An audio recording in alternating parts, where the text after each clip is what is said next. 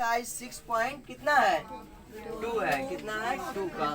First question आप लोग के बीच है, आप लोग इसे बहुत गौर से देखें। आप लोगों को थ्योरम बताया गया होगा, रेखे क्यों, विलोपन, एकांतर, शीर्षाभिमुख। तो उसी प्रकार यहाँ आकृति दिया हुआ है कि AB और CD आपस में क्या है, समांतर है। तो आप बताइए एक्स क्या एंगल जो है कितना डिग्री होगा, y कितना डिग्री होगा, ये हमें फाइंड करना है। तो कैसे ज्ञात करें, 100 और 50 दोनों को जोड़ेंगे तो कितना 180। पता होगा एक सरल रेखा पर एक तरफ के कोनों का योग कितना होता है 180। तो 100 और 50 दोनों को जोड़ेंगे तो कितना आ जाएगा 180 प्लस 50 है तो उधर जाएगा तो 180 में से 50 गया कितना 130। तो हमारा x का मान कितना आ गया। अब y और 130 आपस में बराबर होगा। बताया गया है आप लोग को, जब दो रेखा एक दूसरे को काटता है तो आमने सामने का कोण क्या होता है, कौन नियम से, शीर्षाभिमुख के नियम से। तो y कितना हो जाएगा 130 डिग्री। किसी को कोई दिक्कत नहीं है।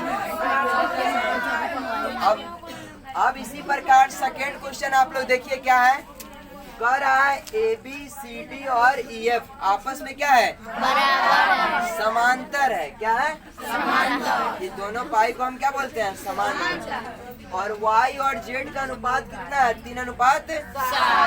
हमें कोण X का मान केवल बताना है कि कोण X कितना डिग्री होगा। तो AB और EF आपस में क्या है, AB और EF आपस में समांतर है।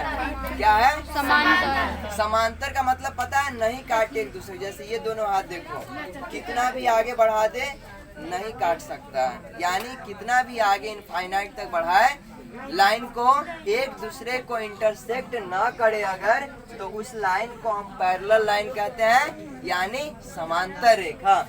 उसी प्रकार देखिए यहाँ पे ध्यान दीजिए आप लोग, तो दोनों समांतर है तो हम कह सकते हैं x और z आपस में क्या होगा। आप लोग को बताया है कि जब दो रेखा समांतर है तो ये कोण और इसके इधर वाला कोण आपस में क्या होता है। तो उसी प्रकार कोण x इस साइड का है तो z जो है उसके अपोजिट साइड का एंगल बराबर होगा। कौन नियम से, एकांतर है। क्या है, x और y दोनों को जोड़ेंगे तो 180 आएगा, क्योंकि दोनों एक समांतर रेखा के एक ही ओर के दोनों कोणों का योग 180 होता है। आप लोग को बताए हैं। और वो कोण कौन सा कोण कहलाता है, संगत। तो x और y ध्यान दीजिएगा, तो x को हम क्या लिख सकते हैं, कोण x को क्या लिख सकते हैं, z। तो x के जवाब पर क्या लिख दिए, z। और y के जवाब पर क्या है, x के जवाब पर z। और y का y उतर गया, इसको हम y और z ऐसे करके लिख सकते, 2 + 3 या 3 + 2, कोई दिक्कत नहीं है। मानने के अनुसार हमारा है साइलेंट, y और z का अनुपात कितना है, 3:7 है। तो अनुपात हम मान लिए x, तो y और z का 3x और क्या हो जाएगा 7x। ये x1 जैसा मान लेते हैं क्योंकि कोनों में x है। तो 3x1 और 7x1, 3 गो 7 गो 10। y और z का मान रखना है तो y और z का 3 और 7, 3 और 7 दोनों जुट जाएगा। 10x बराबर 180 डिग्री। 0 से 0 कैंसिल, x का मान कितना आ गया, x1 मान लेते हैं। इसको क्या मान लेते हैं, x1।